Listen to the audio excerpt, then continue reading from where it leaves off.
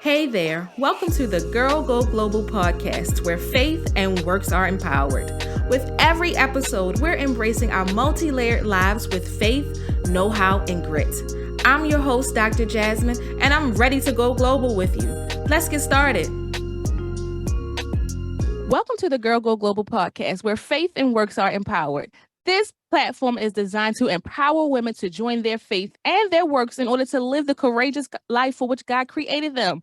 So it's so fitting that I would have with me my special guest, Dr. Shanta Barton-Stubbs. I hope I got that name right, girl.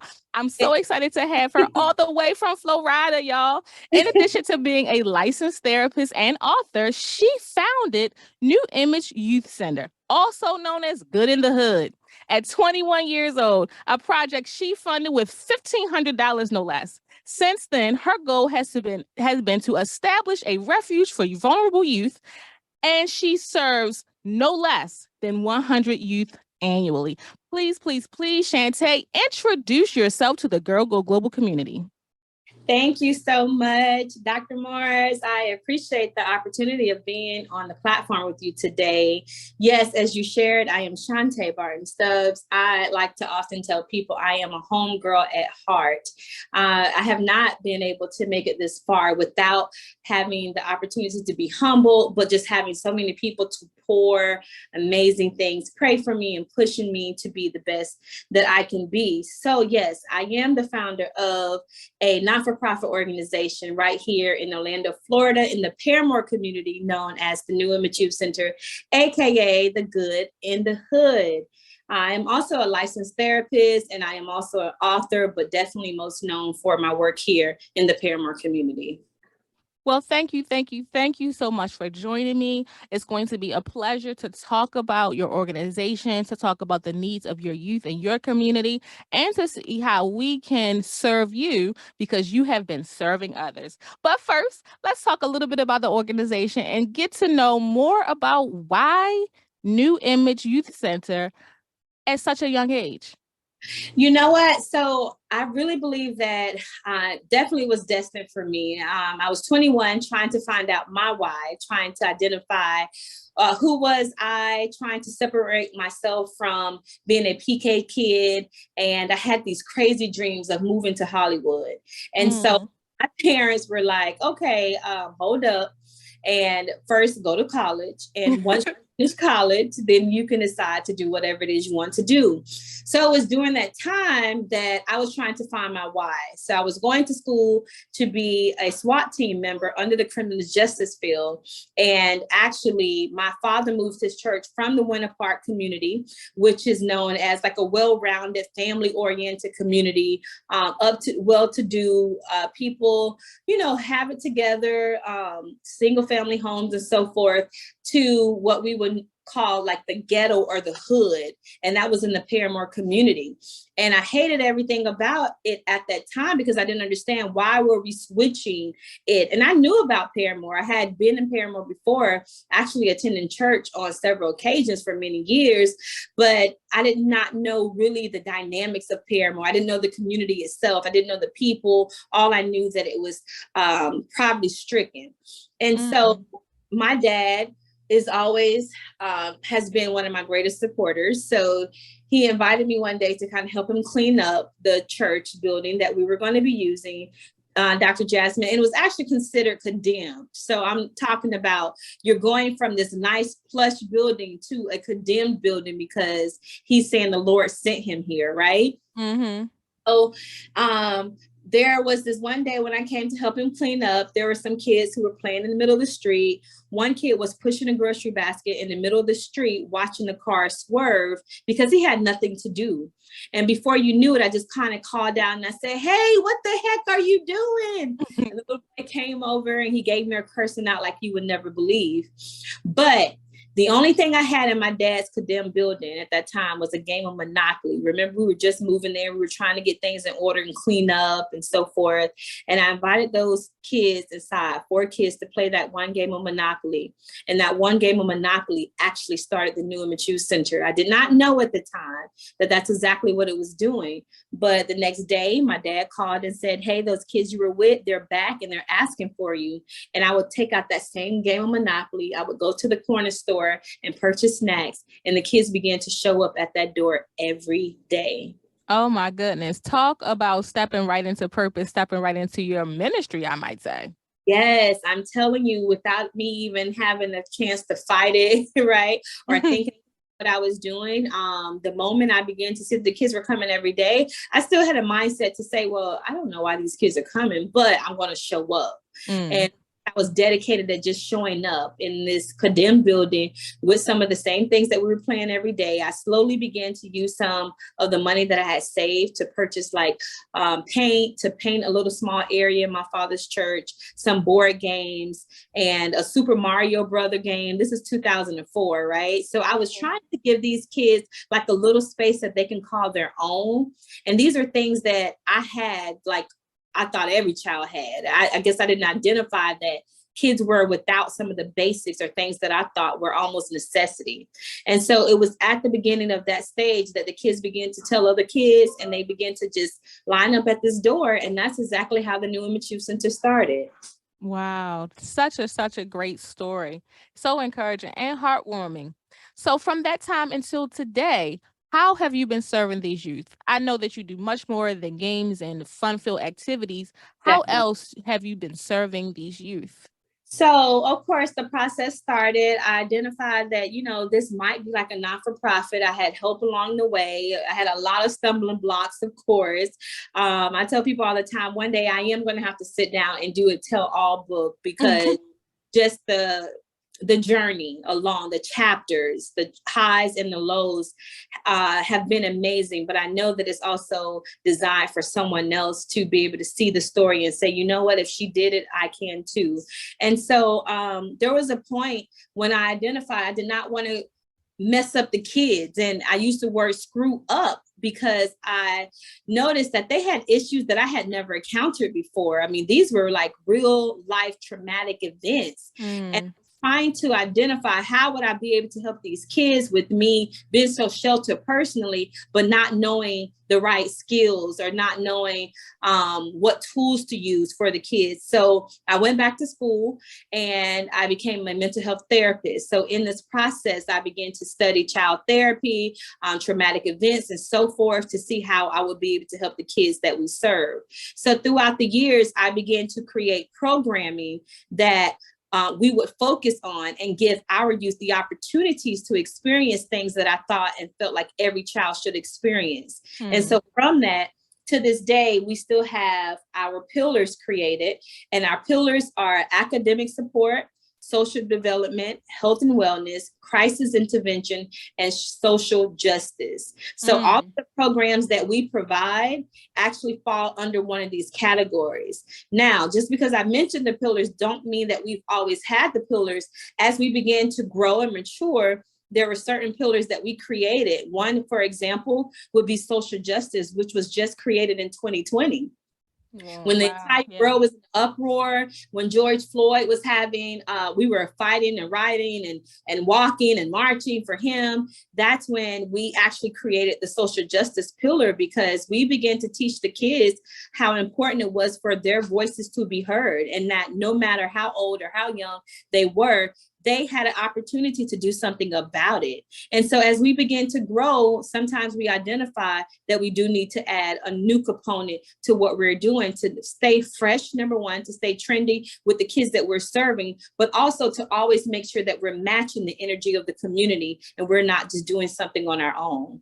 Oh, wow. So good. So good. So tell me a little bit about just how many youth you served since you started. You said you served at least 100 youth. Do you have a total count of how many youth you served over time? So no, I actually don't, because when I first started, I didn't know that I was going to keep doing it. I thought it was just that I was doing to keep the kids busy. And so I do not have a total count, but what I can share with you is that most of our youth who start attending New Image at a young age, I'm talking kindergarten and first grade, they actually stay with us until graduation, until college, until life after high school. And so it's really such a heartfelt journey, because you're literally helping raising these children. And people are constantly saying, I know that you taught this child that because they act just like you, or I know they didn't have the opportunity to learn this anywhere else. And so we take it very serious of how and what we're pouring into our youth, because of course we know they are the future. For sure, for sure. So what are some of the greatest challenges some of these youth are facing? So number one, we just got to remember where we are located. So when we talk about the Parramore community, 10 years ago, Parramore was on one of the worst community lists ever, meaning it was one of the most dangerous neighborhoods in Florida.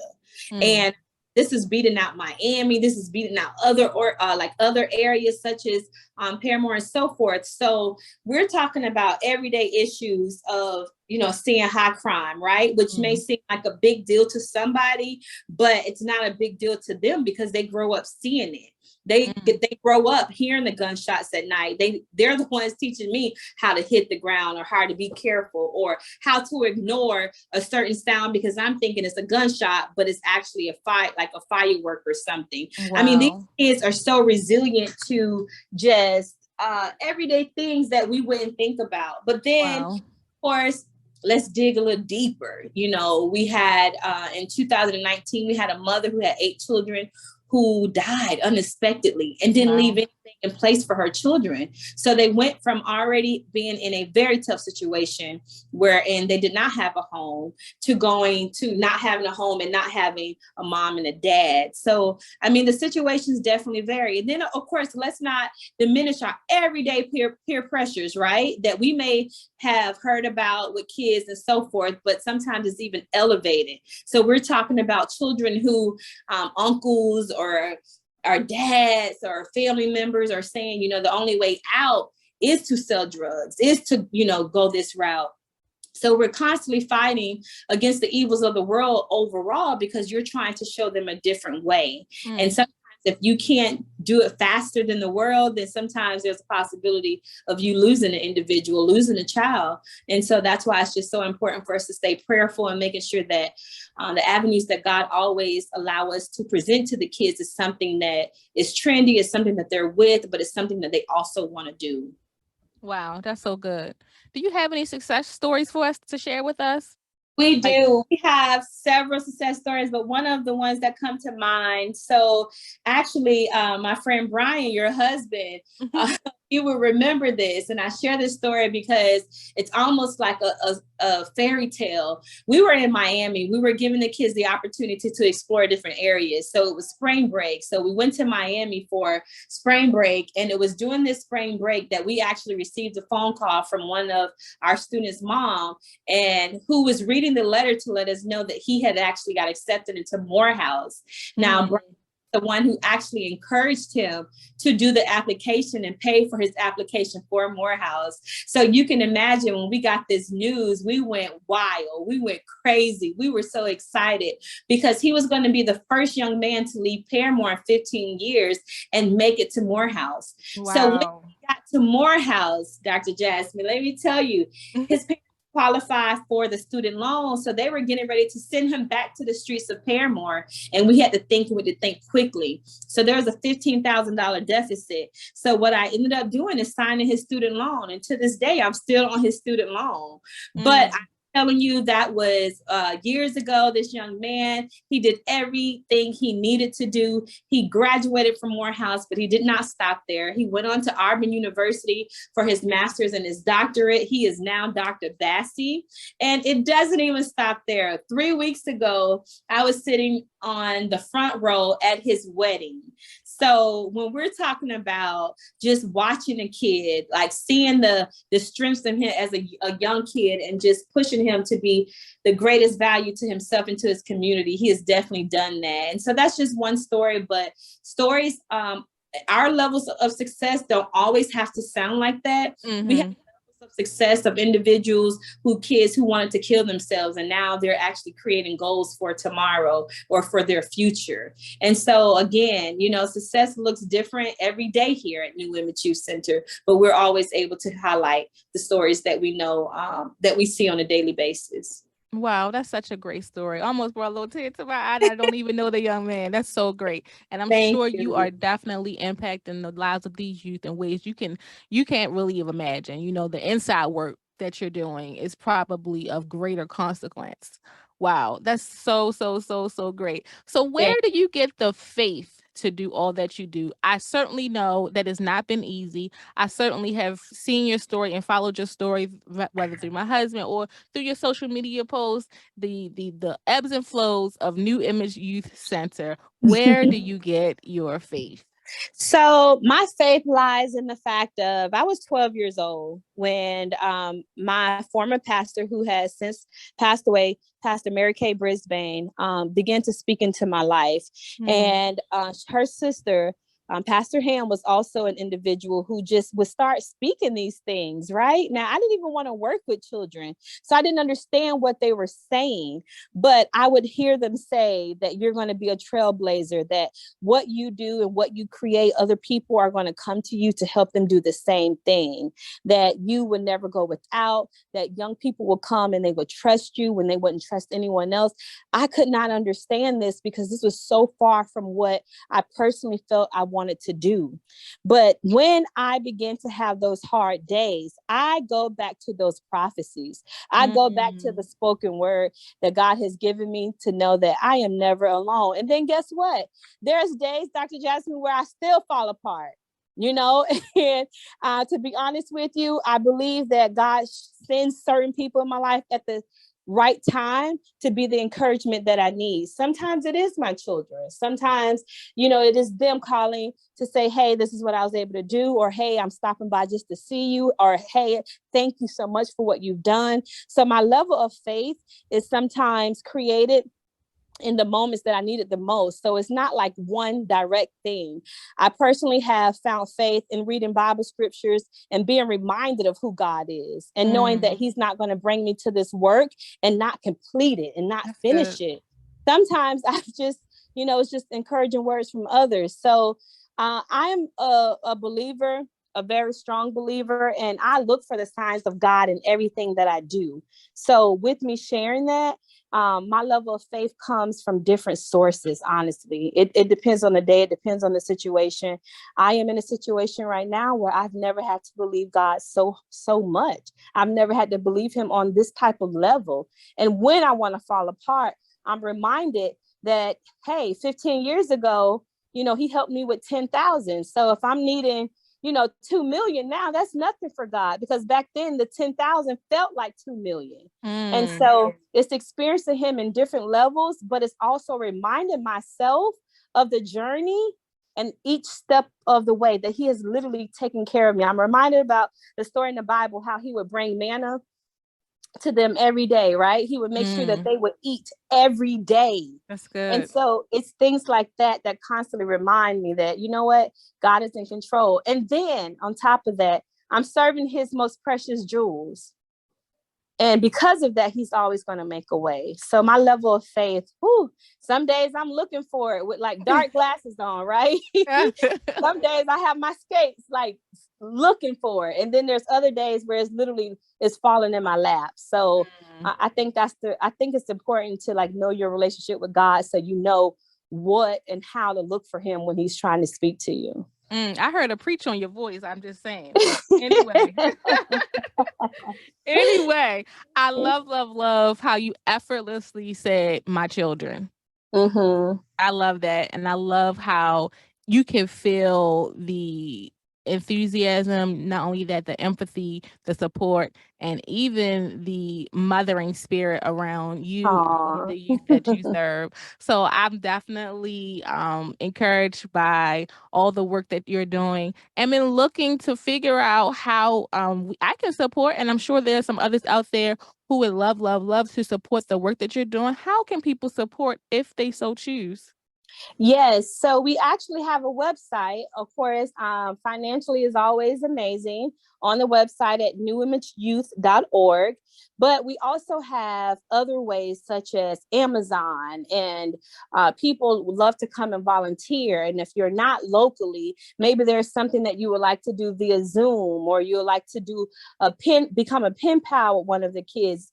I always tell people, don't limit your ideas of how you can help or how you can be a part, because we have so many children with so many different needs, that we can always be creative in how we make that happen. And so think about it. If you have children in your home, or if you have nieces and nephews, the same things that they need, our youth needs. So I had one individual who met one of our little girls, and for 10 years, she would just send her stuff. She would just send her a gift box, every few months. And just seeing that little girl light up and knowing that her box was coming, and things that she would receive in the box was just so overwhelming for her, because it would be things that she always wanted or that she saw other people with. So yeah, so just knowing that, hey, I'm always up for a discussion. I love being creative with people. I love allowing our youth here in Parramore to know that there are people all around the world that believe in them and want to see them go far. And that's some of the ways that we do it. Oh, that's so good. I think I love to talk to you about just adopting maybe a high school girl or something, Yes. just to kind of support her as she seeks to transition from high school into a career path, or whether it be through college or some other form of adulting. But Love yeah, that. you definitely have my support, and I look forward to not only putting my money where my mouth is, but also offering support in other ways. So definitely, I would like all those global girls out there to support the work of Shanta. She is definitely a global girl who is seeking to live out her multi-layered life with faith, know-how, and grit, y'all. Yes. So let me talk to you a little bit about, if someone wants to open a nonprofit or do some similar work in their community, what is some of your best suggestions? So actually, I have a book for this too, and it's titled. Yes, you better plug that book.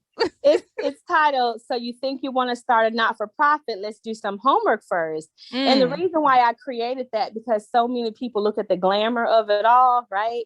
And they're like, you know what, I want to do that, but I want you to also be aware that not-for-profit equates to being a business. So yes, you are considered tax exempt. Yes, you do get some things. A lot of people think that you get things free, and that's not necessarily the case, but there's a lot of work that goes behind it. So people who are wanting to do a not-for-profit organization, my thought is always to go ahead and start doing what you want to do in a very small level, and start generating support. Let people see that you're serious about putting your own funds, your own effort, and your time into it, whether it's volunteering, whether it's being at a location, whether it's a cause you believe in. Just begin to post and tell people what you believe in, why you believe in that. And as you begin to do that, see who wants to jump on board, who wants to join your efforts in making it better, enhancing it, and so forth. And just from there, then you have some type of track record to get started with, maybe even doing the paperwork, your state paperwork of becoming a 501c3. And so you just want to make sure that you're wholeheartedly into it, because having a 501c3 does equate to having a business. You're still expected to file paperwork every year. You're still expected to do your receipts, and to make sure that you're bookkeeping and maintaining everything that's expected, just as you will with the business. So good advice. I used to run a girl organization called Emerging Young Ladies that serve girls from 7 to 17 in the Baltimore area. And I definitely know all the work that goes into leading a nonprofit, as well as the programming and all the other details surrounding that organization. So thank you for sharing those tidbits. So as we begin to wrap up this conversation, I just have a few more questions for you. When I say, what does it mean for girls to go global? What would you say? Well, actually, when we say girls go global, I'm thinking about the avenue of not letting anything stop you, not having limitations. Our biggest fight sometimes is in our mind, because we're thinking that we're not capable, or that we're not ready, or that we're not suited for whatever it is. But whatever it is you're doing, do it with the spirit of excellence. And that means don't allow anything else to stop you. So yeah, you may be starting off local. Yeah, you may be sharing your story now to just one or two, but there's so much more in you. So just going global doesn't necessarily mean just going around the world, but it's just meaning being open to the next level of things and allowing it to happen. I think that's been a process of what I've done here at New Image, of course, just starting off here at one location. And then recently we just started with our mobile bus our mobile bus is an activity bus, and we're calling it Bringing Our Good to Other Hoods. And it's allowing us, I love that. Yes, it's allowing us to further reach more youth, because so many more youth are lost and they're needing programs like New Image have. So now we're branching out to do that. So no, we're not necessarily global with what we're doing, but we're reaching more than our original address, and we're reaching beyond our doors. And so that's the process of going global, because you're allowing yourself, you know what, and no longer limiting what I'm capable of doing, but I'm taking it to the world. Oh, that's so good. And I love bringing our good to the hood. That's dope. Yes. Thank you. I saw the images on social, but I wasn't sure exactly what it all meant. But that's so good. It's so creative. And you are that trailblazer. Oh, look at the prophecy coming to pass. I love that. Look at it coming to, I'm living in it right now, honey. That's why when you were just asking that question, I was like, you know, my faith comes at different times, at different points, because God will thrust you and he'll make things happen. So we're so excited, because in Orlando, we have other hoods just like Parramore, as I shared. And so now we're serving 3 other hoods besides Parramore through the activity mobile bus. That's so dope. Oh my goodness. Thank you. Well, this has been a great conversation. If people want to connect with you, how can they do so? Definitely. So again, we do have our website at newimageyouth.org. We also have all of our social media pages, and they're at New Image Youth. You can find us on Twitter. You can find us on Facebook. You can find us on Instagram. Me personally can also be found on those avenues as well. And it's at Shanta Barton-Stubbs. So any of those avenues, you should be able to connect with us. Well, thank you, Shanta, for talking to me today. I've loved this conversation. And again, I look forward to supporting, and I look forward to hearing about all the others that support you as well. I look forward to all that you will do now and in the future. And next time I'm in Florida, I'm going to make sure me and my husband connect with you. I want to connect in person, because we haven't seen each other since 2019. Oh my goodness. Look what the pandemic did to us all. Kept us all separated. But I'm glad that I had an opportunity to have a little girl chat with you today, to learn more about you, as well as ways that I can personally support you. So this has been the Girl Go Global podcast, where faith and works are empowered. I love to hear what you've been thinking about the content. Don't forget to like and subscribe. And girl, don't forget to go global.